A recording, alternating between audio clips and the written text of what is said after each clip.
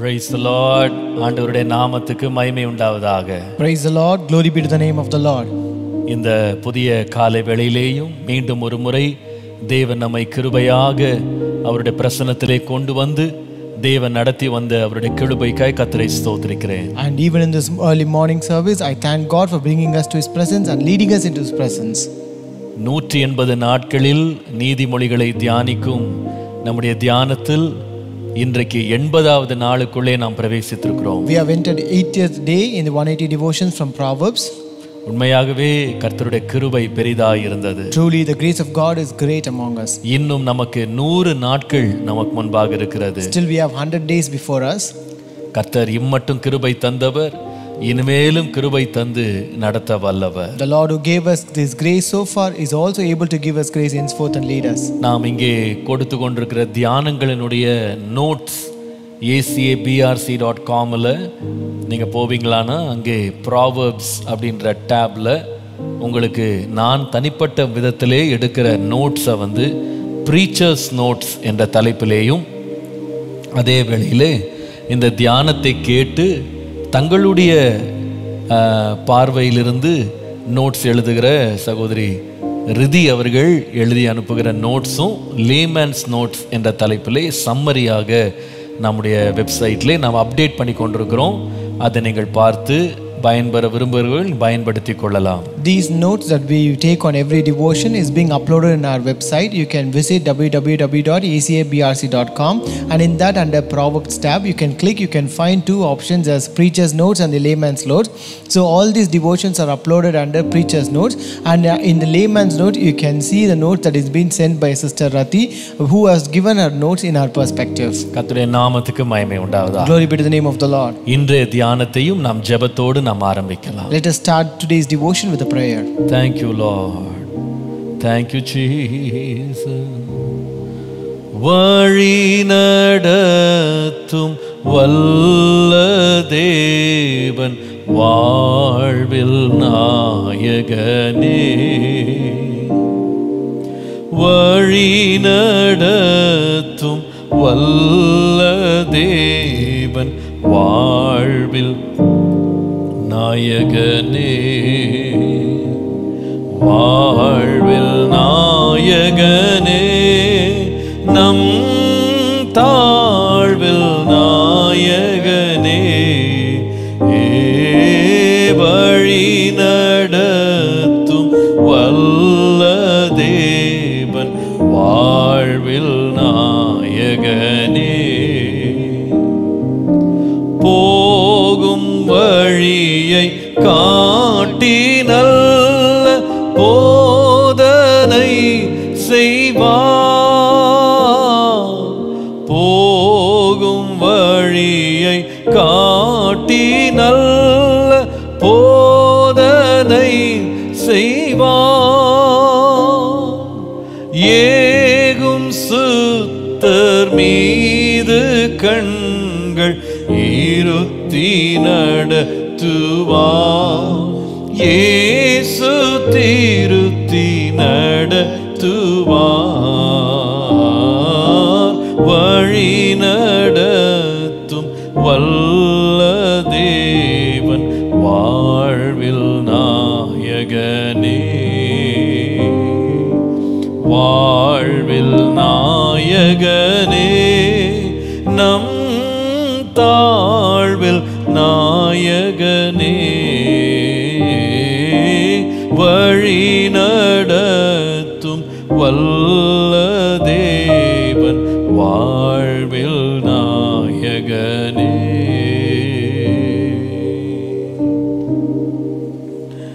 பரிசுத்தமும் இரக்கமும் உள்ள எங்கள் அருமையான பரம தகப்பனே, Our holy and merciful Father, இந்த கால வேளையிலே உம்முடைய பரிசுத்த சமூகத்திலே நாங்கள் எங்களை முற்றிலும் தாழ்த்தி கொண்டு உம்முடைய திருப்பாதங்களை நாங்கள் வந்து சேருகிறோம். Lord, we humble ourselves completely and come to your feet in this early morning hour, Lord. நீர் உண்மையாகவே நல்லவர். Lord, you are truly good, Lord. நீர் வல்லவர். You are great, Father. நீர் போதுமானவர். Lord, you are sufficient, Lord. நீர் இரக்கமுள்ளவர் கர்த்தாவே. Lord, you are merciful, Lord. இந்த காலவேளையிலேயும் உம்முடைய இரக்கங்களை நாங்கள் நோக்கி பார்க்கிறோம். Lord, even this morning we are seeking your mercies, Lord. இந்த காலை வேளையிலே நலமானதை எங்களுக்கு போதித்து உம்முடைய நித்திய பாதையிலே நடத்தும்படி நாங்கள் ஜெபிக்கிறோம். Lord, we pray that the Lord may teach us that is good to us and lead us in your path of eternity. ஆண்டவரே, இன்றைக்கு உம்முடைய சத்தத்தை நாங்கள் கேட்க பண்ணோம். Lord, make us to hear your voice today, Lord. எங்களுக்கு ஆலோசனை தாரும் அப்பா. Lord, give your counsel today, Lord. எங்களுக்கு நீர் போதியும் ஆண்டவரே. Lord, you teach us today, Lord. எங்களை எச்சரியும் அப்பா. Lord, you warn us, Lord. எங்களை கண்டித்து உணர்த்தும் ஆண்டவரே. Lord, you rebuke and convict us, Lord. ஆண்டவரே, உம்முடைய நாமத்தை இன்றைக்கு மகிமைப்படுத்தும். Lord, glorify your name, Lord. சித்தத்திற்கு எங்களை முற்றிலுமாய் அர்ப்பணிக்கிறோம். We commit ourselves to your will today. இயேசுவின் நாமத்தில் பிதாவே. In Jesus' name we pray. Amen. Amen. Amen. Praise the Lord. கர்த்தர் நல்லவர். Praise the Lord. God is good. மீண்டும் ஒரு முறை இந்த 180 நாட்களில் நீதிமொழிகளை தியானிக்கிற இந்த தியானத்திற்கு ஆன்லைன்ல வந்திருக்கிற உங்கள் ஒவ்வொருவரையும் இயேசுவின் நாமத்தில் அன்போடு வரவேற்கிறேன். I once again welcome and greet everyone who is taking part in this 180 devotions from Proverbs through online. YouTube மூலமாக, ஃபேஸ்புக் மூலமாக, ஆர்க் டிவி மூலமாக, லைவ் டிவி மூலமாக இந்த நிகழ்ச்சிகளை பார்த்து கொண்டிருக்கிற உங்களை கர்த்தர் ஆசீர்வதிப்பாராக. May the Lord bless everyone who is watching this through YouTube and Facebook and Arc TV and Live TV. கர்த்தர் நம்மோடு இருப்பாராக. May the Lord be with us. இன்றைக்கு நாம் தொடர்ந்து இந்த வேத பகுதியை நாம் தியானிக்கலாம். Let us continue to meditate this scripture passage. நீதிமொழிகளின் புஸ்தகம் 3ஆம் அதிகாரம் 13ஆம் வசனத்திலிருந்து 17ஆம் வசனம் வரைக்கும் நாம் மீண்டும் ஒரு முறை வாசிக்கலாம். Let us once again read from the book of Proverbs chapter 3 verses 13 to 17. ஞானத்தை கண்டடைகிற மனுஷனும் புத்தியை சம்பாதிக்கிற மனுஷனும் பாக்கியவான்கள். Happy is the man who finds wisdom and the man who gains understanding. அதன் வர்த்தகம் வெள்ளி வர்த்தகத்திலும் அதன் ஆதாயம் பசும் பொன்னிலும் உத்தமமானது. முத்துக்களை பார்க்கிலும் அது விலையேற பெற்றது. நீ இச்சிக்கத்தக்கதொன்றும் அதற்கு நிகர் அல்ல. For her proceeds are better than the profits of silver, and her gain than fine gold. She is more precious than rubies, and all the things you may desire cannot compare with her. அதன் வலது கையில் தீர்க்காயுசும் அதன் இடது கையில் செல்வமும் கனமும் இருக்கிறது. Length of days is in her right hand, in her left hand riches and honor. அதன் வழிகள் இனிதான வழிகள், அதன் பாதைகள் எல்லாம் சமாதானம். Her ways are ways of pleasantness, and all her paths are peace. கர்த்தருடைய பரிசுத்த நாமத்திற்கு மகிமை உண்டாவதாக. Glory be to the holy name of God. ஆண்டவருடைய அளவற்ற கிருபையினாலே இந்த வேத பகுதியை ஒரு சில நாட்களாக நாம் தொடர்ந்து இதிலே தரித்திருந்து நாம் தியானித்துக் கொண்டிருக்கிறோம். By the grace of God, we are continually remaining in the scripture passage and meditating from this portion. முதலாவது நாம் கவனித்தது, ஏன் இந்த ஞானம் பொன் வெள்ளி முத்துக்களை பார்க்கிலும் நிகரற்ற ஒரு உயர்விலே இருக்கிறது என்று கவனித்தோம். First we saw why wisdom is incomparable to gold, silver and rubies. இரண்டாவதாக இந்த ஞானம் ஒரு ராணியோடு ஒப்பிடப்பட்டு அவளுடைய 2 கைகளிலேயும் அது சுமந்து வருகிற ஆசீர்வாதங்களை குறித்து நாம் தியானித்தோம். So next we saw that this wisdom is compared to a queen who has blessings on both her hands. விசேஷமாக நாம் இந்த காலகட்டத்தில் இடது கையில் இருக்கிற 2 ஆசீர்வாதங்களை நாம் கவனித்து கொண்டு வருகிறோம். Especially we are listening and meditating about the blessings of the left hand. கர்த்தருடைய நாமத்திற்கு மகிமை உண்டாவதாக. Glory be to the name of the Lord. அதுல இடது கையில் 2 ஆசீர்வாதம், ஒன்று செல்வம், இரண்டாவது கனம். So in that we found that there are 2 blessings in the left hand. One is riches and the other one honor. முதலாவது செல்வத்தை குறித்து 4 வேத சத்தியங்களை உங்களோடு நான் பகிர்ந்து கொண்டேன். First I shared 4 truths about riches.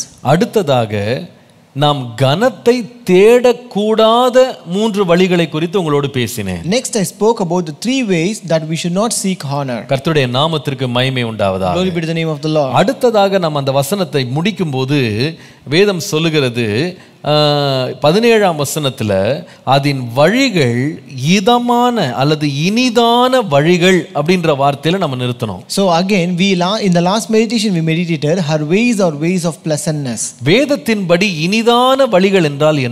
So according to Bible, what are pleasant ways? முதலாவது நாம் கவனித்தோம், அது நேர்மையின் அல்லது பரிசுத்தத்தின் தூய்மையின் வழிகள். First we saw that they are the ways of purity. இரண்டாவது இனிதான வழிகள் என்பது தேவ பிரசன்னம் நிறைந்த வழிகள். Second, pleasant ways are ways with God's presence. மூன்றாவது இனிதான வழிகள் என்பது சமாதானத்தின் வழிகள். Third, pleasant ways are ways of peace. இன்றைக்கு இந்த வசனத்தின் இரண்டாவது பகுதிக்கு நாம் போகலாம். So let us go to the second part of this verse. 17ஆம் வசனத்தின் இரண்டாவது பகுதி. Second part of verse 17. இந்த ஞானத்தின் பாதைகள் எல்லாம் சமாதானம். And all our paths are peace. எல்லா பாதைகளும் சமாதானம். All our paths are peace. ஒரு மனிதன் தேவனுடைய ஞானத்தால் நடத்தப்படுகிறான் என்பதற்கு அடையாளம் அவனுடைய வாழ்க்கையில் அவன் கடந்து செல்லும் எல்லா பாதைகளிலேயும் அவன் சமாதானத்தை காத்துக்கொள்கிறான். So the evidence that a person is led by the wisdom of God is that he will have peace in all the paths that he go through. பாருங்க, ஒருவன் தேவனை பின்பற்றுகிறவனா இருந்தாலே அவனுடைய பாதைகள் சமாதானத்துல தான் இருக்கணும். So if a person follows the Lord, then his ways and paths should be filled with peace. ஏன் தெரியுமா? You know why? நம்முடைய திருத்துவ தேவன் சமாதானத்தின் தேவன் என்று வேதம் நமக்கு போதிக்கிறது. It's because the Bible teaches that our triune God is a God of peace. எபிரேயர் 13:20 வாசித்தால், If you read Hebrews 13:20, நம்முடைய பிதாவாகிய தேவன் சமாதானத்தின் தேவன் என்று வாசிக்கிறோம். we read God the Father is the God of peace. ஏசாயா 9ஆம் அதிகாரம் 6ஆம் வசனம் வாசித்தால், If you read Isaiah 9 and verse 6, குமாரனாகிய இயேசு கிறிஸ்து சமாதானத்தின் பிரபு என்று வாசிக்கிறோம். we read Jesus the Son is the Prince of Peace. கலாத்தியர் 5ஆம் அதிகாரம் 22ஆம் வசனம் வாசிக்கும்போது, If you read Galatians 5:22, பரிசுத்த ஆவியானவருடைய கனி சமாதானம் என்று வாசிக்கிறோம். we read the fruit of the Holy Spirit is peace. அப்போ அவரை பின்பற்றுகிற ஒவ்வொருவரும் சமாதான வழியில மட்டும்தான் நடக்க முடியும். So every person who follows him can walk only in the path of peace. அப்போ சமாதானத்தின் வழி ஞானத்தின் பாதை என்று சொல்லும் பொழுது வேதம் மறைமுகமாக நமக்கு என்ன சொல்லுகிறது என்றால், உலகத்தில் உள்ள எல்லா பாதையுமே சமாதானத்தின் பாதை அல்ல. So when the Bible says the path of peace and the path of wisdom, so it gives an indirect or hidden message that all the paths are not peaceful paths in this world. இந்த உலகத்திலே தோன்றும் அநேக வழிகளுடைய முடிவு சமாதானமாய் இருப்பதில்லை. So most of the paths in this world, their end is not peaceful. அநேகர் சமாதானம் சமாதானம் என்று கூறுகிறார்கள். Many people say peace and peace. ஆனால் அங்கே சமாதானம் இல்லை, கலகம் தான் இருக்கிறது. But there is no peace, only rebel. கர்த்தருடைய நாமத்திற்கு மகிமை உண்டாவதாக. Glory be to the name of the Lord. ஆகவே தான் ஏசாயா 59ஆம் அதிகாரம் 7 முதல் 8 வசனங்களை வாசிப்பீர்களானால், That's why if you read Isaiah chapter 59 verses 7 and 8, அவர்கள் கால்கள் பொல்லாப்பு செய்ய ஓடி குற்றமில்லாத இரத்தத்தை சிந்த தீவிரிக்கிறது. அவர்கள் நினைவுகள் அக்கிரம நினைவுகள், பாழ்கடிப்பும் அழிவும் அவர்கள் வழிகளில் இருக்கிறது. their feet run to evil and they make haste to shed innocent blood. Their thoughts are thoughts of iniquity, wasting and destruction are in their paths. சமாதான வழியை அறியார்கள். அவர்கள் நடக்கைகளில் அவர்களுடைய நடைகளில் நியாயமில்லை. தங்கள் பாதைகளை தாங்களே கோணலாக்கி கொண்டார்கள். அவைகளில் நடக்கிற ஒருவனும் சமாதானத்தை அறியான். The way of peace they know not, and there is no judgment in their goings. They have made their crooked paths. Whosoever goeth therein shall not know peace. தேவனற்ற உலக வழி எப்படிப்பட்டது என்றால், அந்த வழியில சமாதானம் இல்ல. So how is this path of this world which is devoid of God? You cannot find peace in that path. அந்த வழியில நடக்கிறவர்களுக்கு சமாதானம் என்றால் என்னவென்றே தெரியாது. People who walk in that path don't know what is peace. கர்த்தருடைய நாமத்திற்கு மகிமை உண்டாவதாக. Glory be to the name of the Lord. ஆனால் ஒருவன் ஞானத்தை கண்டடைந்து ஞானத்தை பின்பற்றி போவானானால், But if a person finds wisdom and pursues wisdom, அந்த ஞானத்தின் பாதைகள் எல்லாம் சமாதானம். he can find that peace in all the paths of his wisdom. கர்த்தருடைய நாமத்திற்கு மகிமை உண்டாவதாக. Glory be to the name of the Lord. இன்றைக்கு இந்த சமாதானத்தின் பாதையை குறித்து நாம் சற்று தியானிக்கலாம். So today let us meditate about peaceful paths. கர்த்தருடைய நாமத்திற்கு மகிமை உண்டாவதாக. Glory be to the name of the Lord. இந்த சமாதான பாதையை குறித்து நான் தியானித்துக் கொண்டிருந்த போது 3 முக்கியமான சமாதான பாதைகளை கர்த்தர் எனக்கு காண்பித்தார். As I was meditating about peaceful paths, the Lord showed me 3 important paths of peace. நாம் வாழ்க்கையிலே கடந்து போகும் பாதைகளிலே சமாதானத்தை அடைய இந்த 3 பாதைகளிலே நாம் கவனம் செலுத்த வேண்டியது அவசியம். We should show much attention in these 3 paths of peace as we go in this path of this world. முதலாவதாக, First, லூக்கா எழுதின சுவிசேஷம் 14ஆம் அதிகாரம் 31 முதல் 32 வசனத்தை நாம் பார்க்கலாம். Luke chapter 14 verses 31 and 32. அன்றியும் ஒரு ராஜா மற்றொரு ராஜாவோடே யுத்தம் செய்ய போகிற போது தன்மேல் 20,000 சேவகரோடே வருகிற அவனை தான் 10,000 சேவகரை கொண்டு எதிர்க்க கூடுமோ கூடாதோ என்று முன்பு உட்கார்ந்து ஆலோசனை பண்ணாமல் இருப்பானோ? கூடாதென்று கண்டால் மற்றவன் இன்னும் தூரத்தில் இருக்கும் போதே ஸ்தானாபதிகளை அனுப்பி சமாதானத்துக்கானவைகளை கேட்டுக்கொள்வானே. Or what king going to make war against another king does not sit down first and consider whether he is able with 10,000 to meet him who comes against him with 20,000? Or else, while the other is still a great way off, he sends a delegation and asks conditions of peace. சானாபதிகளை அனுப்பி சமாதானத்துக்கானவைகளை கேட்டுக்கொள்வான். So he will send a delegation and asks conditions of peace. இது ஒரு ஞானமுள்ள ராஜா செய்யற வேலை. So this is a work done by a wise king. ஒரு ஞானமுள்ள ராஜா என்ன செய்வான்?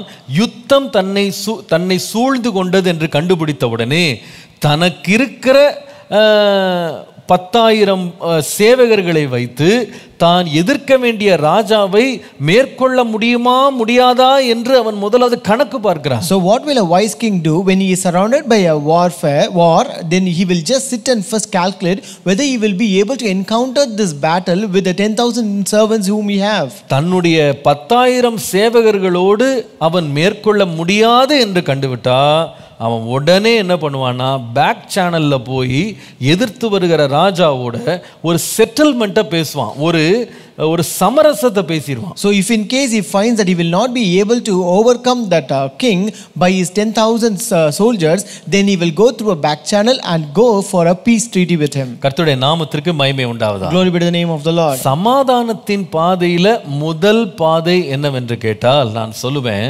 சமரசம் அல்லது முன்னாகவே பேசி தீர்த்து கொள்ளுகிற ஒரு பாதை. So the first path of peace is path of settlement. கர்த்தருடைய நாமத்திற்கு மகிமை உண்டாவதாக. Glory be to the name of the Lord. அந்த பாதையில ஞானம் அப்பதான் வெளிப்படும். So only then wisdom is revealed in that path. தன்னுடைய தேசம் பாதுகாக்கப்படும். His nation will be protected. தன்னுடைய மக்கள் பாதுகாக்கப்படுவாங்க. His people will be protected. தன்னுடைய உடைமைகள் பாதுகாக்கப்படும். All his possessions will be protected. இந்த மனிதன் ஞானமற்றவனாய் இருந்தால் தன்னுடைய ஈகோவை வைத்துக்கொண்டு வெற்றி எடுத்துறலாம் அப்படின்னு சொல்லி வேகமாய் போய் பின்பு தோல்வி முகத்தோடு இழப்போடு திரும்பி வருவான். If this person is not wise, then he will go ahead with his ego that he can overcome, but at last he ends with a loss. மத்தேயு 5ஆம் அதிகாரம் 25 முதல் 26 பாருங்க. Matthew 5 verses 25 and 26. எதிராளி உன்னை நியாயாதிபதியினிடத்தில் ஒப்புக்கொடாமலும் நியாயாதிபதி உன்னை சேவகனிடத்தில் ஒப்புக்கொடாமலும் நீ சிறைச்சாலையில் வைக்கப்படாமலும் இருக்கும்படியாக நீ உன் எதிராளியோடு வழியில் இருக்கும்போதே சீக்கிரமாய் அவனுடனே நல் மனம் பொருந்து. Reach a settlement quickly with your adversary while you are on the way with him, or your adversary will hand you over to the judge and the judge to the officer, and you will be thrown into prison. ஒருவேளை நீ நல் மனம் பொருந்தாவிட்டால் நீ ஒரு காசும் குறைவின்றி கொடுத்து தீர்க்கும் மட்டும் அவ்விடத்திலிருந்து புறப்பட மாட்டாய் என்று மெய்யாகவே உனக்கு சொல்லுகிறேன். And I assure you, you will never get out of there until you have paid the last penny. கர்த்தருடைய நாமத்துக்கு மகிமை உண்டாவதாக. Glory be to the name of the Lord. அதாவது நாம சமாதான பாதையில எல்லாரோட சமாதானமா இருக்கணும்னு விரும்புகிறவர்கள் எல்லாரும் ஒரே நிலையில இருக்க மாட்டாங்கன்றது இது ஒரு எச்சரிப்பு. So this is a warning to say that all the people whom we have to make peace will not be the same kind of people. நீங்கள் இதற்கு சற்று முந்தின 2 வசனங்களை வாசித்தால், so if you read previous 2 verses, மத்தேயு 5:23 முதல் 24, Matthew chapter 5 verses 23 and 24, ஆகையால் நீ பலிபீடத்தின் இடத்தில் உன் காணிக்கையை செலுத்த வந்து உன் பேரில் உன் சகோதரனுக்கு குறை உண்டென்று அங்கே நினைவு கூறுவாயாகில் அங்கேதானே பலிபீடத்தின் முன் உன் காணிக்கையை வைத்துவிட்டு போய் முன்பு உன் சகோதரனோட ஒப்புரவாகி பின்பு வந்து உன் காணிக்கையை செலுத்துன்னு வாசிக்கிறோம். Therefore if you bring your gift to the altar and there remember that your brother has something against you, leave your gift there before the altar and go your way. First be reconciled to your brother and then come and offer your gift. இதன் அர்த்தம் என்ன? What does it mean? ஒரு சிலர் இருப்பாங்க, நமக்கு அவர்களோட ஒரு வழக்கு இருக்கலாம். So it means that there will be some people with whom we may have some issues. நம்ம சில பேரோட மன வருத்தம் இருக்கலாம். With some people we may have some disagreements. சில பேரோட விரோதம் கூட இருக்கலாம். Sometimes we may have some enmity with some people. ஆனால் எல்லாருமே நம்ம வந்து பழிக்கு பழி தீர்க்க போறதில்ல, எல்லாருமே நம்மகிட்ட சண்டைக்கு வர போறதில்ல. But it's not that everyone gonna take a revenge against us or come to strive against us. எல்லாருமே நியாயாதிபதிகிட்ட போயிட மாட்டாங்க. It's not that everyone will go to the judge. சில பேர் இருப்பாங்க, அவங்க நம்ம பிரச்சனை இருந்தா கூட அமைதியா போயிடுவாங்க. உதாரணமா ஒரு சகோதரன். So for example, we have brothers who will just go away calm even if you have some issue with them. ஆனால் சில பேர் இருப்பாங்க, அவங்க வந்து பவர்ஃபுல் கனெக்ஷன்ஸ் வச்சிருப்பாங்க. அவங்க வந்து வல்லமையான அதிகாரம் நிறைந்த இடங்கள்ல அவங்க உட்கார்ந்துட்டு இருப்பாங்க. So there will be certain people in your life who can have powerful connections and they will know powerful people. அவர்களுக்கு வந்து பணபலமும் இருக்கும், ஆள் பலமும் இருக்கும். So they will have both the influence and affluence. எல்லாவற்றையும் கோர்ட்டுக்கு கொண்டு போயிடுவாங்க. They can take everything to court. ஆண்டவர் சொல்றாரு, இப்படிப்பட்ட மனிதர்களோடு நீ எச்சரிப்பு இல்லாம இருந்திர கூடாது. So Jesus says that you should not be careless with those kind of நீ people. அலட்சியமா இருந்திர கூடாது. You should not be very careless about them. நீ வந்து உடனே செயல்படணும். You have to act swiftly. நீ வந்து அவங்க உன்னை வந்து நியாயாதிபதியினிடத்துல இழுத்துட்டு போற வரைக்கும் நீ காத்திருக்க கூடாது. You should not wait for them to drag you to court. அவங்க வழியில இருக்கும்போதே அவர்களோடு நல்மனம் பொருந்திரணும், சமாதானம் பண்ணிரணும். Even while they are on the way, you have to make peace with them. நீ உன்னை தாழ்த்தி கொண்டு அவர்களோடு நீ சமாதானம் பண்ணிரணும். You have to humble yourself and seek peace with them. கை மீறி காரியங்கள் போவதற்கு முன்பதாகவே நீ செட்டில்மெண்ட்டை பேசிரணும். You have to make a settlement before things get out of your hand. கர்த்தருடைய நாமத்திற்கு மகிமை உண்டாவதாக. Glory be to the name of the Lord. இந்த சம்பவம் எதை பத்தி பேசுதுன்னு சொன்னா, ஒருத்தட்ட காசு கடனா வாங்கிட்டு கடனை நேரத்துக்கு கொடுக்காம பின்பு அவன் கோர்ட்டுக்கு போற வரைக்கும் காத்துட்டு இருக்கிறது. So this incident speaks about a person who borrows money from a person and don't repay it until that person go to the court. சில பேர் இருக்காங்க, கடன் வாங்கும்போது அப்படியே தங்களை தாழ்த்தி போய் கெஞ்சி பணத்தை வாங்கிடுவாங்க. So there are people who are very humble and who plead when they borrow money. அவங்க வந்து வாக்குறுதிகளை கொடுப்பாங்க, இந்த நாளுக்குள்ள கண்டிப்பா நான் திருப்ப கொடுத்துருவேன். They will make promises that I will repay this money by this time. பாருங்க, இந்த கடன் கொடுக்கிறவர்களும் பாருங்க, அவங்க என்ன வட்டி போடுறாங்களோ அது கெட்ட வட்டியோ நல்ல வட்டியோ நியாய வட்டியோ அநியாய வட்டியோ அது கிடையாது. நம்முடைய தேவைக்கு அவங்க அந்த நேரத்தில் வந்து உதவுறாங்க. So even these lenders, they will just help us no matter whether it's a just interest or unjust interest, whatever it might be, but they help us for our need.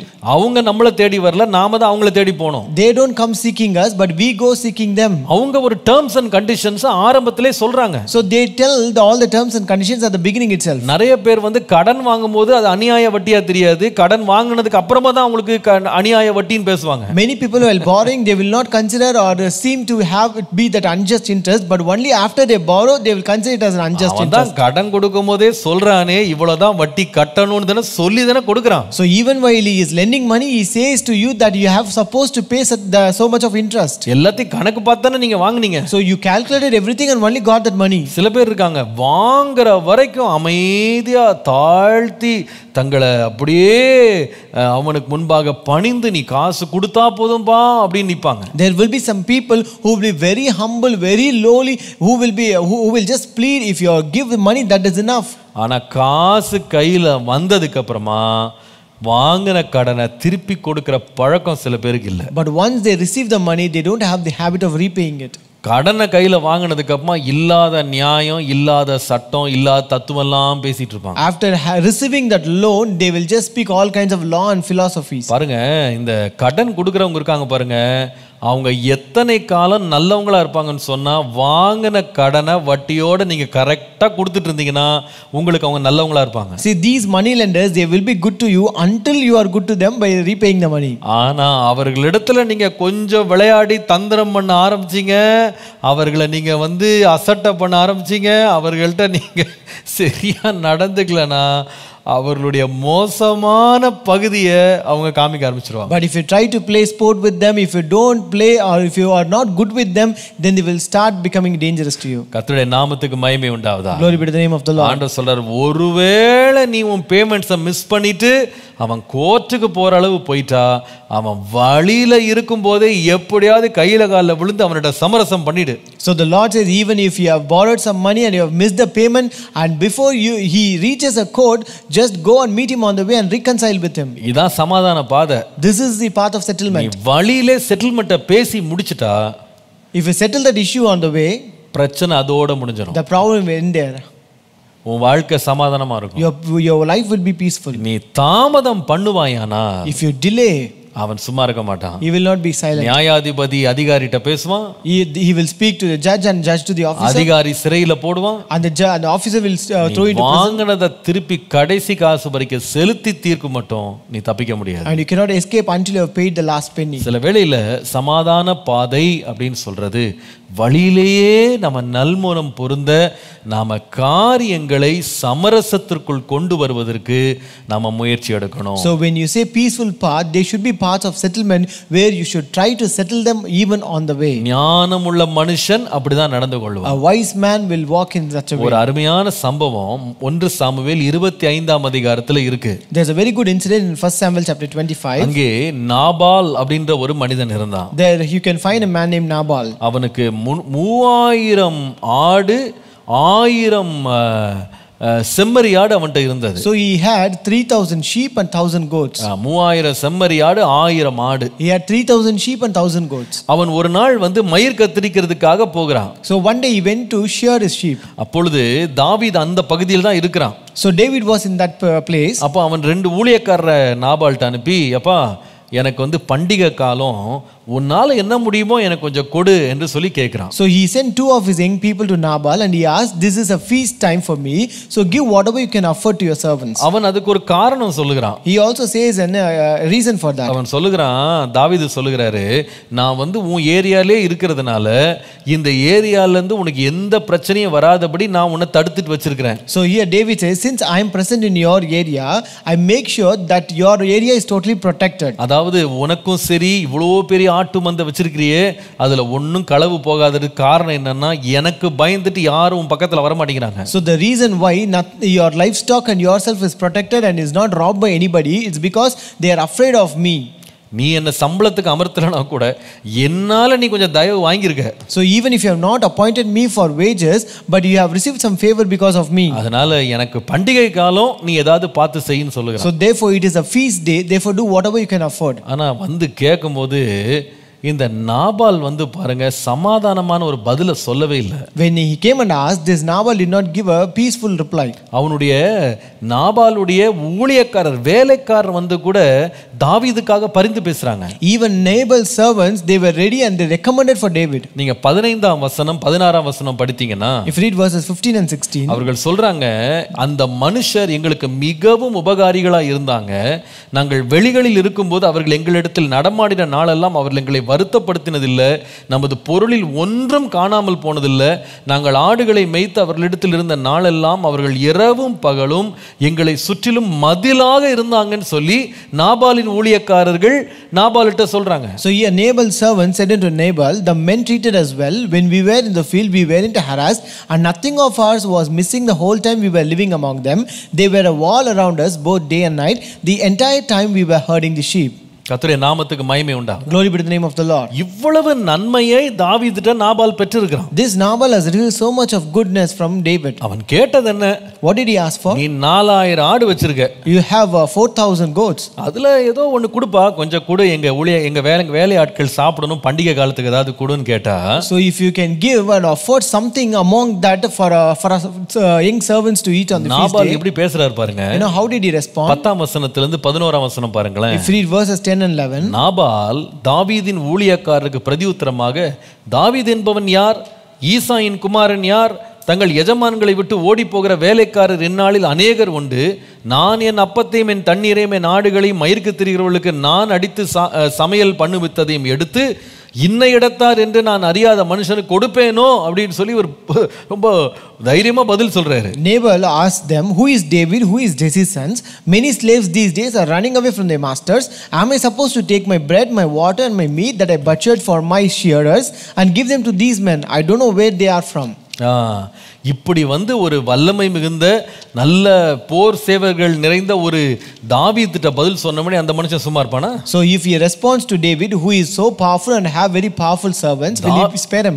தாவீதுக்கு கடும் கோபம் வருகிறது. Now David is very angry. அப்போ அவங்க தாவீதினுடைய அந்த வாலிபர்கள் எல்லாரும் போய் இந்த விதமா நாபால் பதில் சொன்னாருன்னு போய் சொன்ன உடனே, so when David's young men went and said to David that Nabal responded this way, வேதம் சொல்லுகிறது, the Bible says, 13ஆம் வசனத்துல படித்தீங்கன்னா, In verse 13 it says, அப்பொழுது தாவீது தன் மனுஷரை பார்த்து, நீங்கள் அவரவர் உங்கள் பட்டயத்தை கட்டிக்கொள்ளுங்கள் என்றான்.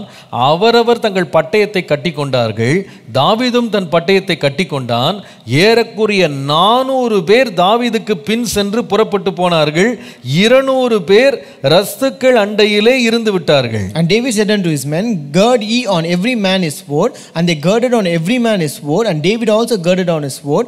And there went up after David about 400 men and 200 aboard by the staff. உங்களுக்கு தெரியும் தாவீது எப்படிப்பட்டவன் சொல்லி. You know how is David? அவன் சிறுவயது முதல் யுத்த வீரன். அவன் He is a warrior right from his childhood. அதாவது சிங்கமே அவன் முன்னாடி நிக்க முடியல, கரடியவே கிழிச்சு போட்டான். Even lion could not stand before him, and he tore apart this deer. 4000 ஆடு எந்த மாத்திரம் சொல்லுங்க பாப்போம். So how much is this 4000 sheep? அது 400 பேரோட கிளம்பி போறான். And that too he started with 400 men. உடனே இந்த நாபாலுடைய ஊழியக்காரர்களுக்கு புரியுது, நம்ம எஜமான் இப்படி அறிவில்லாம ஞானம் இல்லாம போய் சமாதானத்தின் வழியை விட்டுட்டு இப்படி போய் சண்டைக்கு போய் நிக்கிறானே. So immediately Nabal's servants actually they realized that this Nabal has done some foolishness because he chose this path of a war of a battle rather than choosing the path of settlement. அவங்க உடனே நாபாலுடைய மனைவியாகிய Abigail இடத்துல ஓடி போய் சொல்றாங்க. So they immediately ran to his wife Abigail and reported this. தாவீது கிளம்பி வர்றான். Now David has started to come here. பெரிய ஆபத்து இருக்கு. There's a great danger awaiting. 17ஆம் வசனம் பாருங்க. Verse 17. அவங்க சொல்றாங்க, இப்பொழுது நீ செய்ய வேண்டியதை கவனித்து பாரும். Now consider carefully what you must do. நம்முடைய எஜமான் மேலும் அவருடைய வீட்டார் யாவர் மேலும் நிச்சயமாய் ஒரு பொல்லாப்பு வருகிறதா இருக்கிறது. There is certain to be a trouble for our master and his entire family. ஒரு பெரிய பொல்லாப்பு வருது. There's a great trouble. இந்த மனுஷன் பேலியாளின் மகனாக சொல்றத ஒண்ணும் கேட்க மாட்டேங்கிறான். He is such a worthless fool, nobody can talk to him. உடனே அபிகாயில் பார்க்கிறாள். Immediately Abigail saw. தாவீதை குறித்து தேசமெல்லாம் அவனுடைய வீரம் பரம்பி இருக்கு. So it is said about the greatness of David all over the nation. அவள் பார்க்கறானா, தாமதம் பண்ணா என்னுடைய கணவனும் சரி, நானும் சரி, எங்க மந்தையும் சரி, எங்க வேலைக்காரனும் சரி, அத்தனை பேரும் தாவீதின் கோபத்திற்குள்ளாகும். So she thought, if I delay, then myself, my family, my servants and my livestock, everything will be in danger, damaged by David. அவள் என்ன செய்கிறாள் தெரியுமா? You know what did she do? 18ஆம் வசனம் பாருங்க. Verse 18. அப்பொழுது அபிகாயில் தீவிரமாய் 200 அப்பங்கள், 2 துருத்திரி திராட்சரசம், சமையல் பண்ணப்பட்ட 5 ஆடுகள், 5 படி வறுத்த பயிர், வற்றலாக்கப்பட்ட 100 திராட்சை குலைகள், வற்றலான 200 அத்திப்பழ அடைகளை எடுத்துக்கொண்டு கழுதையின் மேல் ஏற்றி தன் வேலைக்காரரை பார்த்து, நீங்கள் எனக்கு முன்னே போங்கள், நான் உங்களுக்கு பின்னே வருகிறேன் என்று சொல்லி அனுப்பினாள். Abigail hurried, taking 200 loaves of bread, 2 skins of wine, 5 butchered sheep, a bushel of roasted grain, 100 clusters of raisins, and 200 cakes of pressed figs,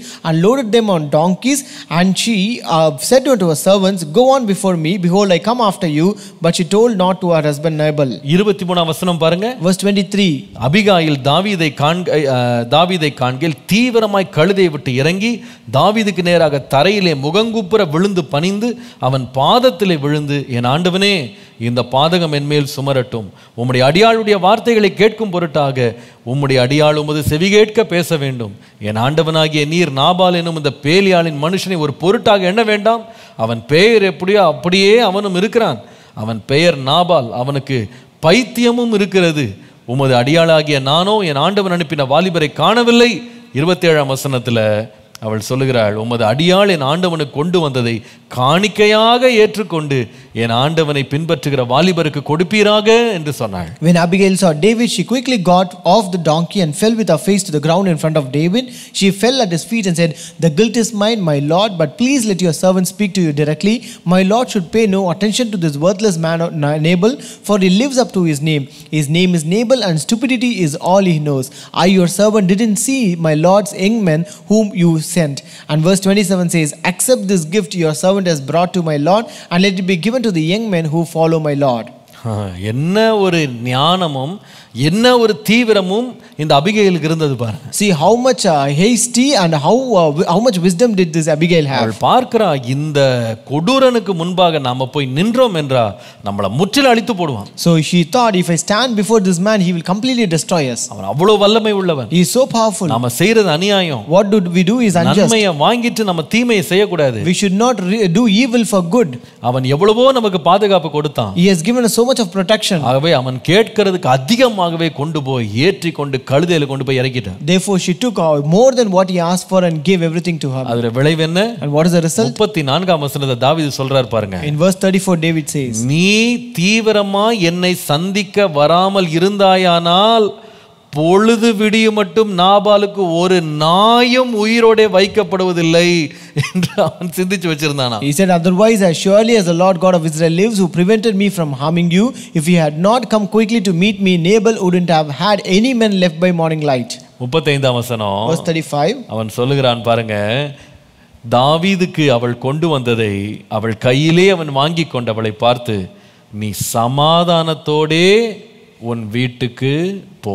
Then David accepted what she had brought him and said, go home in peace. பாருங்க, சமாதானமா நம்ம பாதையில கடந்து போகணும்னா சில வேளையில சமாதான பாதை என்பது நாம சமரசம் செய்து காரியங்களை கைமாற்றி நாம சீக்கிரமாக ஒரு அமைதியை கொண்டு வருவதற்கு நாம் எடுக்க வேண்டிய ஒரு பாதை. So if you want to go in the path of peace, then that should be a path of settlement where you have to choose to settle things, where you have to exchange and choose to be calm in the way. கர்த்தருடைய நாமத்திற்கு மகிமை உண்டாவதாக. Glory be to the name of the Lord. அதை தீவிரமா செய்யணும். You have to do it hastily.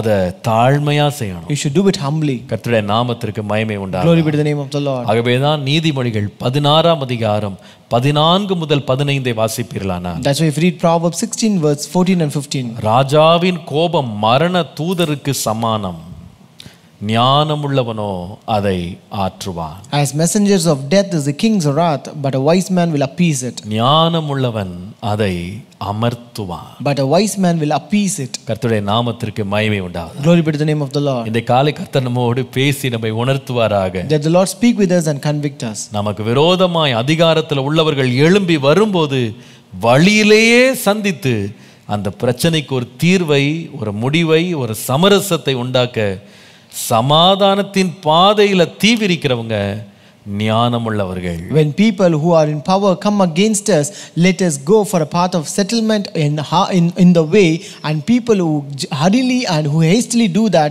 they are the people who are wise people. கர்த்தருடைய நாமத்திற்கு மகிமை உண்டாவதாக. Glory be to the name of the Lord. இரண்டாவது, இந்த சமாதானத்தின் பாதையை நாம் எப்படி விளங்கிக் கொள்ளலாம்? Second, how to understand this path of peace. கர்த்தருடைய நாமத்திற்கு மகிமை உண்டாவதாக. Glory be to the name of the Lord. 2 Samuel 16ஆம் அதிகாரம் வாங்க.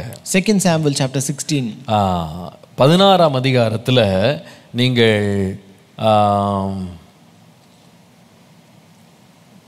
13ஆம் வசனம் பாருங்க. You can read verse 13. 13. Verse 13. அப்படியே தாவீதும் அவன் மனுஷரும் வழியே நடந்து போனார்கள். And as David and his men went along the road, சீமேயும் மலையின் பக்கத்திலே அவனுக்கு எதிராக நடந்து தூஷித்து அவனுக்கு எதிராக கற்களை எறிந்து மண்ணை தூற்றிக்கொண்டே வந்தான். Shimei went along the hillside opposite him and cursed as he went, threw stones at him and kicked up dust. கர்த்தருடைய நாமத்திற்கு மகிமை உண்டாவதாக. Glory be to the name of the Lord. உங்களுக்கு இந்த சம்பவம் உங்களுக்கு தெரியும். You know this incident. தாவீது தன்னுடைய மகனாகிய அப்சலோம் தனக்கு எதிர்த்து வந்தபோது அவனுக்கு தப்பி ஓடி அவன் தன்னுடைய சேவகரோடே நடந்து போய் கொண்டிருக்கிறான். So when Absalom, David's son, came against David, this David escaped from him, fled away from him along with his men, and he was walking by the road. அப்போ அவன் பகூரி என்கிற இடத்துக்கு வந்து கொண்டிருக்கிற பொழுது சவுலினுடைய வீட்டு வம்சத்தானா இருக்கிற இந்த சீமேயி என்று பேருள்ள ஒரு மனுஷன் அங்கிருந்து புறப்பட்டு தூஷித்துக்கிட்டே வர்றான். So when he came to Bahurim, he saw a man from the family of the house of Saul named Shimei, who was coming from there, cursing him all the way. 6ஆம் வசனத்துல பாருங்க. Verse 6 says, சகல ஜனங்களும் சகல பலசாலிகளும் தாவீதின் வலதுபுறமாகவும் இடதுபுறமாகவும் நடந்து போயிட்டு இருக்காங்க. and all the people and all the mighty men were on his right hand and on his left. அப்போ இந்த ஒரு மனுஷன் சீமை என்ன பண்றான்னா தாவீதின் மேலும் சரி தாவீதினுடைய சகல ஊழியக்காரர் மனிதர் மேலும் கற்களை எறிந்து அவனை பார்த்து சொல்றான், பேலியாளின் மனுஷனே தொலைந்து போன்னு சொல்லி தூஷித்துக்கிட்டே கல்லை எரிஞ்சிட்டு இருக்கான். So here then this one man Shimei, he was actually throwing stones at David and all his servants, and he was cursing saying, come out you bloodthirsty man, you rogue. அவன் சொல்லுகிறான், சவுலினுடைய இரத்தப்புளிய கர்த்தர் உன் கையில வாங்கிட்டார் பாரு. So he said, the Lord has brought upon you all the blood of the house of Saul. இப்போ உன் சொந்த குமாரனே உனக்கு விரோதமா எழும்பிட்டான் பத்தியா? And now the Lord has delivered the kingdom into the hand of Absalom. அக்கிரமத்துல நீயே அகப்பட்டுட்ட. And you have caught in your own evil. இப்படி சொல்லிட்டு இவன் அப்படியே தூஷணம் பண்ணிட்டு கல்ல தூக்கி எரிஞ்சிட்டு வந்துட்டு இருக்கான். And he is just cursing him this way and throwing stones at him. அப்ப தாவீதோடு வருகிற அபிஷாய் என்ற ஒரு சேவகன் தாவீதை பார்த்து சொல்றான். So one of the servant of David named Abishai, he said unto him, 9ஆம் வசனத்துல, verse 9, அந்த செத்த நாய் ராஜாவாகிய ஆண்டவனை தூஷிப்பானேன், நான் போய் அவன் தலையை வாங்கி போடுறேன், தலையை வெட்டி போடுறேன்னு சொல்றான். He says, why should this dead dog curse my lord the king? Please let me go over and take off his head. அப்போ அதற்கு ராஜாவாகிய தாவீது சொல்ற பதில் பாருங்க. So look at the response of David there. 10ஆம் வசனம், verse 10, செருயாவின் குமாரரே, எனக்கும் உங்களுக்கும் என்ன? அவன் என்னை தூஷிக்கட்டும், தாவீதை தூஷிக்க வேண்டும் என்று கர்த்தர் அவனுக்கு சொன்னார், ஆகையால் ஏன் இப்படி செய்கிறாய் என்று கேட்கத்தக்கவன் யார் என்று சொன்னான். But the king said, what have I to do with you, you sons of Zeruiah? So let him curse, because the Lord has said to him, curse David. Who then shall say, why have you done so? இந்த சிச்சுவேஷனை பார்த்து ரொம்ப சென்சிட்டிவான ஒரு பிரச்சனை நடந்துட்டு இருக்கு. So when you look at the situation, there's a sensitive issue going on here. இங்க தாவீது தனியா இல்ல, தாவீது பலவீனமாகவும் இல்ல. Here David is not alone and he is not weak. அவனோடு பெரிய பலசாலிகள் சேவகர்கள் வந்துட்டு இருக்காங்க. There are servants and mighty men along with him. ஒரு மனுஷன் தான் இவனுக்கு பிரச்சனை கொடுக்கறான். Just one person was giving him the problem. அவன் எதிர்த்து வந்து தூஷிக்கிறான். He is coming against him and he is cursing him. மூன்று காரியங்கள் அவன் செய்றான். He did three things. வாயினால அவனை தூஷித்து கொலைகாரனே அல்லது இரத்த பிரியனே என்று சொல்லுகிறான். First he did verbal abuse and he called him by names as murderer. இரண்டாவது அவன் மேல் பொய்யான குற்றச்சாட்டை சொல்லுகிறான், சவுலின் வீட்டுக்கு இவன் எதிர்த்து வந்தது போல. So next he made all the false accusation as if he came against the house of Saul. மூன்றாவது அவனை சரீர பிரகாரமாக கல்லெறிந்து அவனை காயப்படுத்துகிறான். And third he did physical abuse by throwing stones at him. இப்ப தாவீது எப்படி இதை கையாண்டான்? Now how did David handle this? எப்படி எந்த பாதை அவன் தெரிந்து கொண்டான்? What kind of path did he choose? நான் சொல்லுவேன், இவனுடைய சமாதான பாதை சமரசம் கிடையாது. இவன் எடுத்த சமாதான பாதை இந்த சூழ்நிலையில அமைதி அல்லது மௌனம். So here this path that he chose, peaceful path that David chose was not the path of settlement, but here it is path of silence. அமைதி. It is path of silence. அமைதியா மௌனமா தாவீது அவனுக்கு பழிக்கு பழி செய்யாம பிரதியுபகாரம் செய்யாம அமைதியா நடந்து போயிட்டே இருந்தான். David gave a silent treatment. He never opened his mouth. பாருங்க, சமாதானத்தின் பாதை அப்படின்னு சொல்றது ரெண்டாவது சில வேளைகள்ல நாம பழிக்கு பழி வாங்காம பதிலுக்கு பதில் செய்யாம அந்த பிரச்சனையில அமைதியா கடந்து போறோம் பாருங்க, அதான் சமாதான பாதை. So when you say peaceful path, sometimes you may have to go away in a silent way in that path, not doing tit for tat or taking revenge. சில பேர் நம்மளை தூண்டுவாங்க. Some people will instigate us. சில பேர் நம்மளை வேணும்னே AV விடுவாங்க. Some people will wantedly and purposely they will instigate நம்மள us. சில பேர் கோவமூட்டுவாங்க. Some people will kindle our anger. ஆனா பிரச்சனை என்னன்னா, நமக்கு பெரிய அதிகாரம் இருக்கும். நம்ம ஒரு நொடியில அவனை ஒரு முசுக்கொட்டை பூச்சியை போல நசுக்கி போட்டுறலாம். So we will have power, even we can crush him or press him down like a bug in a moment. ஆனா சமாதான பாதைன்றது அமைதியா போயிடுது. But a path of peace is a silence. கண்டும் காணாதது போல, கேட்டும் கேட்காதது போல அமைதியா கடந்து போற. You just move away in silence as if you heard and not heard, as if you see and don't see it. இங்க பாருங்க, தாவீதுனுடைய நிலைமையை பாத்தீங்கன்னா, அவன் ஏற்கனவே ஒரு பிரச்சனையில அவன் சிக்கி இருக்கிறான். So when you look at David here, the situation is that he is already caught into a problem. என்ன பிரச்சனை? What is that problem? தன்னுடைய சொந்த குமாரன் தனக்கு விரோதமாக போர்க்கொடி தூக்கி இருக்கான். So his own son is now against him. இவன் இந்த பிரச்சனையை கடந்து போயிட்டு இருக்கும்போது சீமேயின்றவன் அடுத்த பிரச்சனையை கொண்டு வரான். So as he was going through this problem, this Shimei is bringing another problem. பாருங்க, இந்த தாவீது ரெண்டு யுத்தங்களை ஒரே நேரம் செய்யறதுக்கு அவன் விரும்பல. This David did not like to wage two wars at the same time. அவன் என்னதான் சீமேயி தன்னை தூண்டினாலும் வாய் திறக்காம போய் கொண்டே இருந்தான். No matter how much this Shimei instigated him, he never responded. இன்னொரு பக்கம் தான் கூட இருந்த அபிஷாய் அவனும் தூண்டுறான். On the other side, Abishai was also instigating him. தாவீது ரொம்ப சுலபமாக அவர்களுடைய உணர்ச்சி வசப்படுதலுக்கு இவன் உடனே பதில் சொல்லியிருக்கலாம்.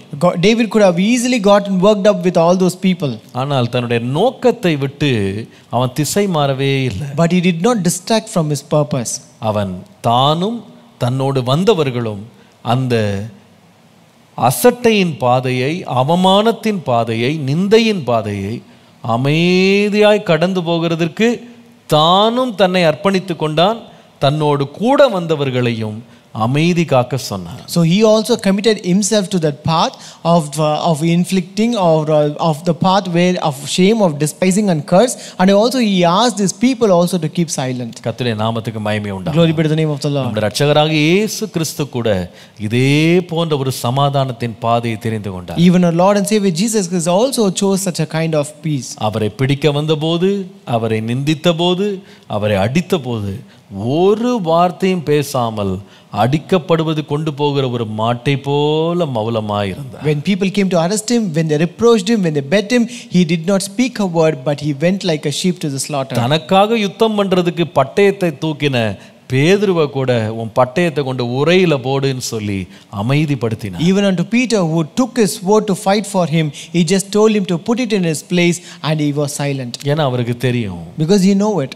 தன்மேல் இருந்த அழைப்பு, தன்மேல் இருந்த தேவ நோக்கம் இந்த சலசலப்புகளை விட பெரியது என்று நம்முடைய இரட்சகராகிய இயேசு கிறிஸ்து அறிந்திருந்தார். Our Lord and Savior Jesus Christ very well know that the calling that he had and the purpose that he has come here is greater than all these problems. தாவீது ஒன்றை உணர்ந்து கொண்டான். David also realized one thing. என்னுடைய சகோதரர்களுக்கு முன்பாக என்னை அபிஷேகம் பண்ணின தேவன் இந்த சீமையை பார்க்கிலும் பெரியவர். The Lord who anointed me before my brothers is greater than this Shimei.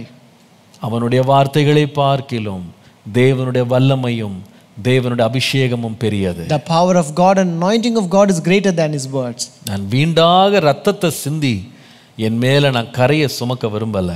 I don't want to shed blood in vain and carry that problem. நான் இந்த குழப்பத்தின் பாதையை, சண்டையின் பாதையை உடனே மாம்சத்துல இறங்கி எனக்கு கிரியை செய்ய முடிஞ்சாலும் அமைதியாக கடந்து செல்வேன். So though I can immediately get into this problem and work against it, but I will go in silence. நீங்க பிந்தின நாட்கள்ல இந்த சீமையை எப்படி தாவீது டீல் பண்ணான்னு சொல்லி நீங்க அப்பா வாசிக்கலாம். But in later days you can see how this David dealt this Shimei.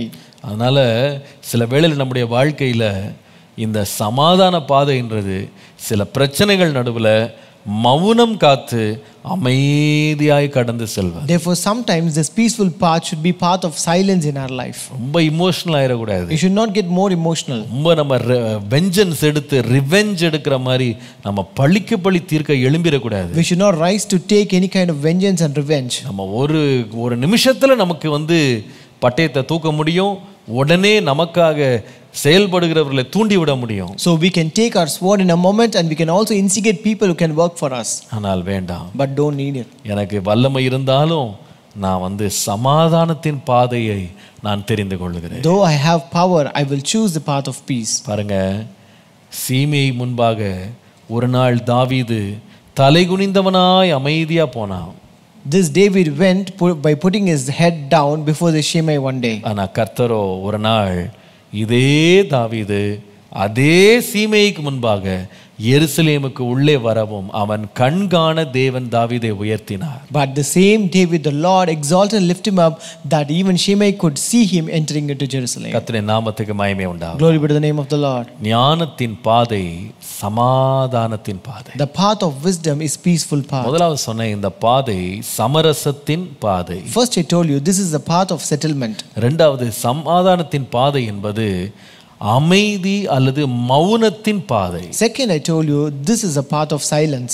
இன்னொரு பாதை இருக்கு. இந்த சமாதானத்தை நம்ம புரிந்து கொள்றதுக்கு மூன்றாவது ஒரு பாதை இருக்கு. There is one more path to understand this peaceful path. நீங்கள் ஆதியாகமத்தின் புத்தகம் 13ஆம் அதிகாரம் வாங்க. If you come to Genesis chapter 13, அங்கே 8ஆம் வசனம் வாசிப்பீர்களானால் verse 8 says, வேதம் சொல்கிறது, ஆபிரகாம் லோத்தை நோக்கி, எனக்கும் உனக்கும் என் மேய்ப்பருக்கும் உன் மேய்ப்பருக்கும் வாக்குவாதம் வேண்டாம், நாம் சகோதரர், இந்த தேசமெல்லாம் உனக்கு முன் இருக்கிறதல்லவா, நீ என்னை விட்டு பிரிந்து போகலாம். Then Abram said to Lot, please let's not have quarreling between you and me, or between your herdsman and my herdsman, since we are relatives.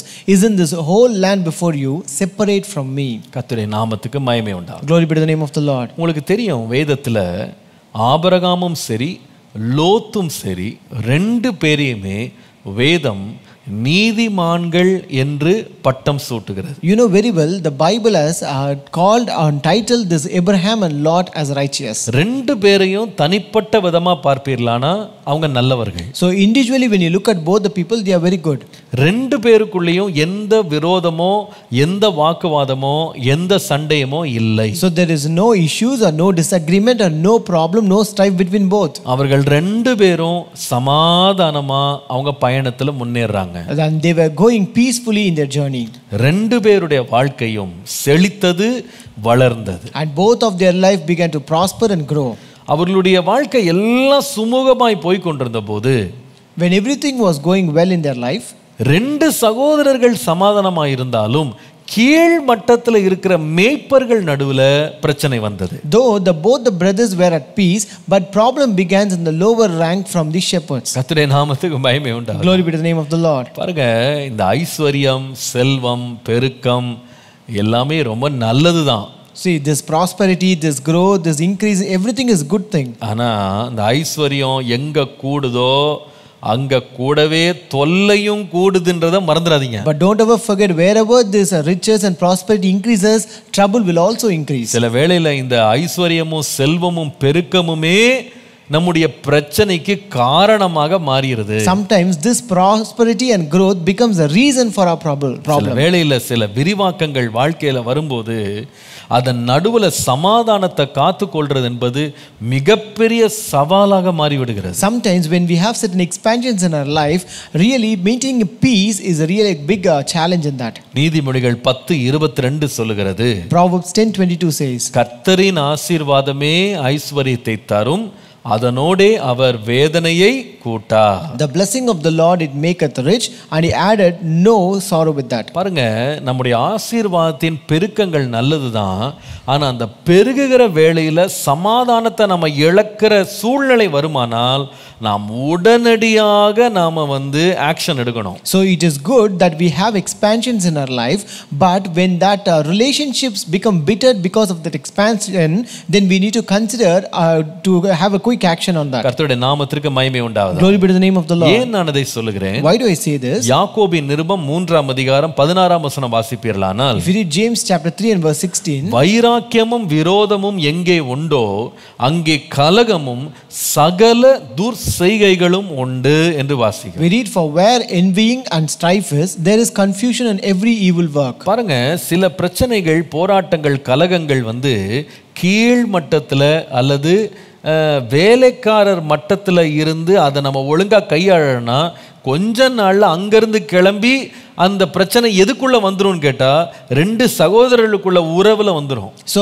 there are some quarrels that can actually start from the lower level, that is with the servants, and if you don't handle it properly, that will end up with the brothers. பாருங்க, Abraham இத கணிச்சிட்டாரு. Abraham actually found that. ஊழியக்காரர் நடுவுல வேலைக்காரர் நடுவுல சமாதானம் இழந்துட்டாங்க. So there was no peace between the servants and the herdsman. அப்ப அவர் புரியுது, இது தீர்த்து வைக்க கூடியது கிடையாது. So he understood that this cannot be solved. இது ஒரே நாள்ல முடிய போறது இல்ல. This cannot be resolved in one day. சண்டை போட ஆரம்பிச்சிட்டாங்க, சண்டை போட பழகிட்டாங்க. So they have started to quarrel and they are used to quarrel. இப்போ இதற்கு விளைவு என்ன அப்படின்னா, இது அப்படியே விட்டோம்னா நானும் லோத்துக்கும் சண்டை வந்துரும். So when you leave it as such, the consequence is that myself and Lot will end in a quarrel. இந்த சண்டையினால் நாங்க ரெண்டு பேரும் பிரிந்து போகிறதுக்கு முன்பாக சமாதானமா இருக்கும்போதே நாம பிரிந்து போயிடலாம். So before this problem can force a separation, let us separate while we are at peace. பாருங்க, அவர் ஒண்ணு கண்டுபிடிச்சாரு.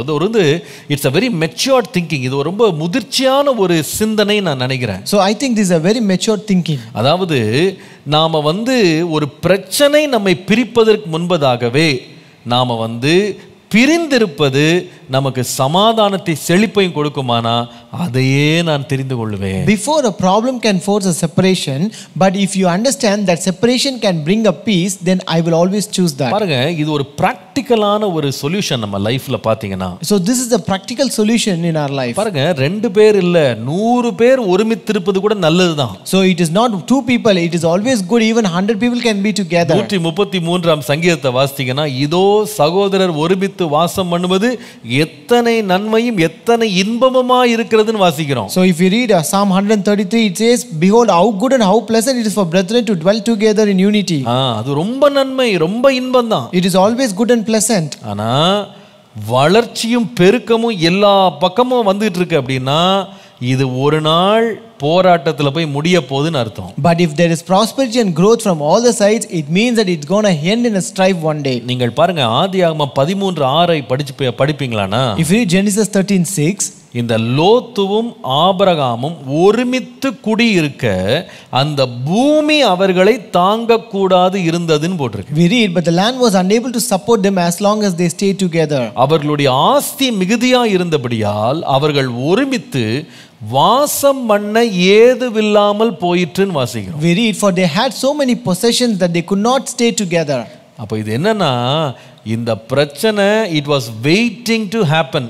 இது நடக்கிறதுக்காக காத்துக்கிட்டு இருக்குது, காலம் எப்போ வரும்னு தெரியாது. So it means that this problem was waiting to happen. பாருங்க, ஆபிரகாம் பார்த்தாரு, Abraham was looking at that. இப்படி நம்ம வாழ்க்கை தொடரக்கூடாது. Our life should not continue this way. பிரச்சனை நம்மள ஆளுகை செய்யறதுக்கு முன்னாடி நாம பிரச்சனையை ஆளுகை செய்யணும். Before the problem rules us, we have to rule over the problem. பிரச்சனை நம்மள அதிர வைக்கிறதுக்கு முன்பாக நாம பிரச்சனையை அடக்கணும். So before this problem comes over us, we have to control that problem. அவர் சொல்றாரு, இங்க பாருப்பா, நாம பிரிஞ்சு போயிடலாம். He says, let us separate. நாம பிரிஞ்சு போறதுதான் நமக்கு சமாதானம். So when we separate, that is peace to us. பாருங்க, நாம கூட நிறைய வேளையில எல்லாருமே ஒரே கூரை கீழே எல்லாமே கூடவே இருந்து வாசம் பண்ணணும்ன்றது நம்ம எல்லாருடைய ஆசை தான். அதுல இந்த சந்தேகமே கிடையாது. See, most of us desire that everyone should maintain peace within the home by everyone staying together under one roof. பாருங்க, ஆனா என்னதான் நமக்கு ஆசையும் விருப்பமும் இருந்தாலும், என்னதான் நமக்கு அந்த ஏக்கம் இருந்தாலும் கனவு இருந்தாலும், ப்ராக்டிக்கலாக பார்த்தீங்கன்னா சில வேளையில் வளர்ச்சியும் பெருக்கமும் 2 பேர் ஒன்றா வாசம் பண்ணுறதுக்கு அது இயல்பாக முடியாத ஒரு கட்டாயத்தில் சில வேளை சூழ்நிலை வந்துருது. See, no matter how much desire we have, how much we earn to be together, sometimes it is practically not feasible for us to stay together. சில வேளையில அந்த வளர்ச்சியின் பெருக்கம் என்ன பண்ணும்னா, 2 பேர் ஒன்றாய் ஒரே இடத்துல வாசம் பண்ண முடியாதபடி பூமியே தாங்க முடியாது, அந்த ரிசோர்சஸ் நம்மளுக்கு சப்ளை கிடைக்காது. So sometimes with this prosperity and growth, they makes us or they outgrow your resources so that you cannot stay together. அதாவது நம்ம அவர்களுக்கு வேண்டிய நேரத்தை நம்ம கொடுக்க முடியாது.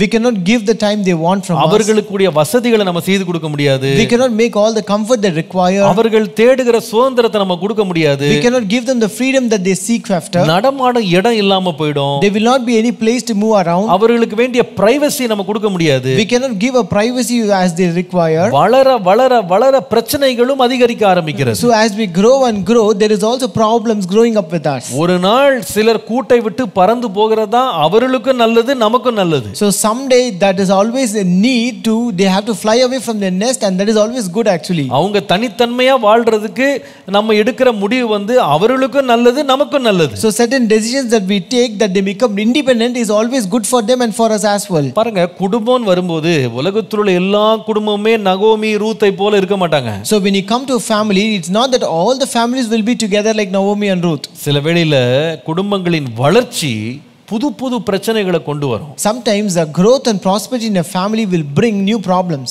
கதவை உடைச்சிட்டு வெளியே போறதுக்கு முன்னாடி நாமளே சில வேளை கதவை திறந்து வழி விடுவோமானால், நான் சொல்லுவேன், சமாதானத்தின் பாதையில நாமும் நம்முடைய குடும்பமும் கடந்து செல்ல நம்ம வழியை உண்டாக்குவோம். So if you actually open the gate to let out certain people before that door is actually broken, that will always pave way for peace. அதாவது இந்த ஆபிரகாமினுடைய சம்பவத்துல நல்ல ஒரு கருத்தை நம்ம படிச்சுக்கணும்னா, so if you want to learn a good moral from this incident of Abraham, அதாவது சரீர பிரகாரமாக ஒருவர் தனித்து வாழ்வதற்கு நாம இடத்தை திறந்து கொடுக்கல அப்படின்னு சொன்னா, மன ரீதியாக கூட ஒரு பிரிவினை வருவதற்கு வாய்ப்பை நாம் உண்டாக்க முடியும். If you don't let go the physical proximity of some people who are very close to you, then you may have risk losing them altogether. கர்த்தருடைய நாமத்துக்கு மகிமை உண்டாவதாக. Glory be to the name of the இந்த Lord. சம்பவத்தை படித்தீங்கன்னா ஒரு நல்ல சத்தியம் நீங்க படிச்சுக்கிடுவீங்க. If you read this incident, you know a very very good truth. இவங்க ரெண்டு பேரும் பிரிந்து போகலாம் அப்படின்னு சொன்னது மன ரீதியா இல்ல, உறவு ரீதியா இல்ல, இட ரீதியாக மட்டும்தான். So here where they said let us separate from each other, it was not actually geography, it was actually geographical, not relational or not by heart. அதாவது புரியுதா நான் சொல்றது? So can you understand? இந்த பிரிந்து போகலாம்னு சொல்றது உனக்கு எனக்கு சம்பந்தம் இல்லைன்னு சொல்றது இல்ல. So when you say let us separate from us, it doesn't mean that you and I have no connection with each other. நீ கொஞ்சம் தள்ளி ஒரு இடத்துல இரு, நான் இந்த இடத்துல இருக்கேன். See, you stay in another place and I will stay in this location. நீ வடக்கு போனா நான் தெற்கு போறேன், நீ மேற்கு போனா நான் கிழக்கு போறேன். அப்ப இடத்தை தான் அவங்க மாற்றி கொண்டாங்களே தவிர ரெண்டு பேருடைய சகோதரத்துவம் உடையவே இல்லை. If you go to the west, I will go to east. If you go to the north, I will go to south. Only their geographical location is changed, but not their relationship. ரெண்டு பேரும் சரீரப்பிரகமா பிரிஞ்சிட்டாங்க. Physically they have separated. ஆனா நீங்க ஆதியாகமம் 14ஆம் அதிகாரம் 16 இருந்து 16 வசனங்களை படிப்பீங்களானா? But if you read Genesis chapter 14 verses 14 to 16, அங்கே லோத்துவை சுற்றி உள்ள ராஜாக்கள் அவங்களை கைப்பற்றிட்டாங்க, அவருடைய சொத்துக்கள் எல்லாம் பறிச்சுக்கிட்டான்னு கேள்விப்பட்ட உடனே ஆபிரகாம் தன் வீட்டில் இருந்த 318 கைவடிந்த அவனுடைய வேலைக்காரர் எடுத்துட்டு போய் சண்டை போட்டு லோத்தினுடைய அத்தனை சொத்துக்கள் சம்பத்துகளை திருப்பி கொண்டு வந்து அவனுக்கு கொடுத்தது நீங்க பார்க்கலாம். So when Abraham heard that his brother Lot was taken captive by other kings surrounding him and they took away his possession, we can read that he armed his 318 trained servants along with them and brought them back. கர்த்தர் நம்மோடு பேசுவாராக. Let the Lord speak with us. நம்முடைய வாழ்க்கையில் என்ன தேவை? What do we require in our life? ஞானம் சொல்லுது சமாதானத்தின் பாதைக்கு போப்பா. Wisdom says seek the peaceful path. நம்முடைய தனிப்பட்ட அபிலாஷங்கள், ஆசைகள், நம்முடைய கனவுகளை வச்சுக்கிட்டு நான் இப்படிதான் இருக்கணும்னு நினைச்சேன், அப்படிதான் இருக்கணும்னு நினைச்சேன்னு சொல்லி நீங்க எவ்வளவுதான் முட்டி மோதினாலும் சில வேளையில ஒரு குறிப்பிட்ட கட்டம் வரும்போது சமாதானத்தை உங்களால கட்டி காக்கவே முடியாது. No matter how much you say that with all the desires and with all the desires and passions you have, we want to live this way, but when you come to a point you cannot live in peace at all. நம்முடைய தன்னலத்திற்காக வீட்டின் குடும்பத்தின் சமாதானத்தை நாம் கெடுக்காமல் இருப்பது நல்லது. It is always good not to spoil the peace of a family just for our selfish gains. அதற்கு பதிலாக Rather than that, நான் சமாதானத்தின் பாதையை தெரிந்து கொள்றேன். I will choose a peaceful path. சமாதான பாதை என்றால் என்ன? What is peaceful path? மூன்று காரியங்களை கவனித்தோம். We saw three things. முதலாவது அந்த பாதை சமரசத்தின் பாதை. First, that is the path of settlement. இரண்டாவது இந்த சமாதான பாதை என்பது அமைதியின் அல்லது மௌனத்தின் பாதை. Second, that is the path of silence. மூன்றாவது சமாதானத்தின் பாதை என்பது பிரிந்து செல்லும் பாதை. Third, that is the path of separation. முடிவென்ன? What is the end? சமாதானம். It is always peace. நீதிமொழிகள் 3:17. Proverbs 3:17. அதன் வழிகள் இனிதான வழிகள், அதன் பாதைகள் எல்லாம் சமாதானம். Her ways are ways of pleasantness and all her paths are peace. கர்த்தர் தாமே இந்த சமாதானத்தை நம்முடைய உள்ளத்திலும், நம்முடைய இல்லத்திலும், நம்முடைய குடும்பத்திலும், நம்முடைய எல்லா பகுதியிலும் கட்டளையிட்டு கர்த்தர் நம்மை ஆசீர்வதிப்பார். May the Lord command this peace in our heart, in our life, in our family, in our house, in all our things, and may the Lord bless us. நாம் ஜெபம் பண்ணுவோமா? Shall we pray? வானத்தையும் பூமியும் படைத்த சர்வ வல்லமை உள்ளவரே, Our Almighty God, creator of heaven and earth, நீர் சமாதான காரணர். Lord, you are the Prince of Peace. நீர் சமாதானத்தை விரும்புகிறவர். Lord, you are the one who desires peace. நீர் சமாதானத்தை உண்டு பண்ணுகிறவர். You are the one who creates peace, Lord. ஆண்டவரே, புத்தி கெட்டாத சமாதானத்தை கொடுக்கிற கர்த்தர் எங்கள் வாழ்க்கையை ஞானத்தினால் சமாதானத்தின் பாதையில் நடக்க எங்களை வழி நடத்தும். The Lord who gives peace beyond our understanding, may the Lord grant us peace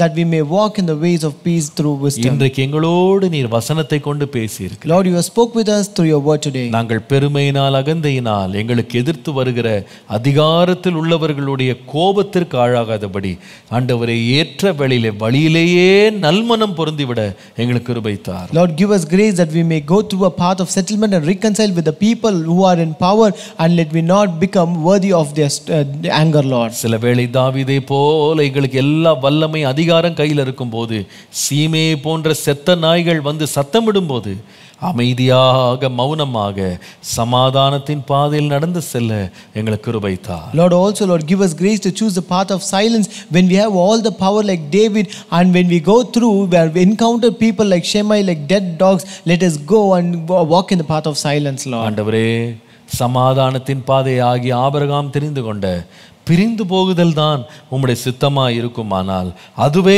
எங்களை சமாதானத்தில் நடத்துமானால், அதிலேயும் நாங்கள் மனப்பூர்வமாய் நாங்கள் தைரியமாய் முன்னேற கிருபை தார். Lord, if your peaceful path is the path of separation, and if that is your will, Lord, give us grace that we may also choose that path and walk peacefully in that path, Lord. நாமத்தை மாத்திரம் மகிமைப்படும். Glorify your name alone, Lord. தொடர்ந்து எங்களோடு இடைப்படும். Continue to minister with எங்கள் us. ஒவ்வொரு வழிகளும் சமாதானத்தின் பாதைகளாய் மாற கிருபை தார். Lord, give us grace that all our paths become peaceful paths, Lord. இயேசுவின் நாமத்தில் பிதாவே. In Jesus' name we pray. Amen. Amen. Praise the Lord. கர்த்தர் நல்லவர், கர்த்தர் பெரியவர். Praise the Lord. God is good and His God is great. 180 நாட்களில் முழு வேதத்தை வாசித்து முடிக்கிற முயற்சியை கர்த்தருடைய அளவற்ற கிருபையினாலே நாம் ஆகஸ்ட் மாதம் 2021 துவங்கினோம். So by the grace of God we started this reading the Bible in 180 days challenge from August 2nd onwards. கர்த்தருக்கு சித்தமானால் நாம் ஜனவரி மாதம் 2022 ஆண்டு அதனுடைய முடிவிலே இந்த 180 நாட்களின் வேத வாசிப்பை நாம் முடிக்க போகிறோம். If God wills, we will be completing this 180 days Bible reading challenge by 31st January 2022. நீங்கள் ஒவ்வொரு நாளும் தொடர்ந்து ஒவ்வொரு நாள் வேத பகுதியை உற்சாகமாய் வாசிக்கும்படி உங்களை மிகுந்த தாழ்மையோடு கேட்டுக்கொள்கிறேன். So I humbly request you to read the daily scripture portion that is given to you. கர்த்தருடைய நாமத்திற்கு மகிமை உண்டாவதாக. Glory be to the name of the Lord. நாம் இன்றைக்கு வாசிக்க வேண்டிய வேத பகுதி, So today's scripture portion is here. நீதிமொழிகளின் புஸ்தகம் 11ஆம் அதிகாரம் முதல் 20ஆம் அதிகாரம் வரைக்கும். Book of Proverbs chapter 11 to 20. சோர்ந்து போகாமல் படியுங்கள். Don't lose your interest but read it. உற்சாகத்தோடு படியுங்கள். Read with good interest and கர்த்தர் encouragement. உங்களை அபரிவிதமாய் ஆசீர்வதிப்பாராக. May the Lord bless you abundantly. Amen. Amen.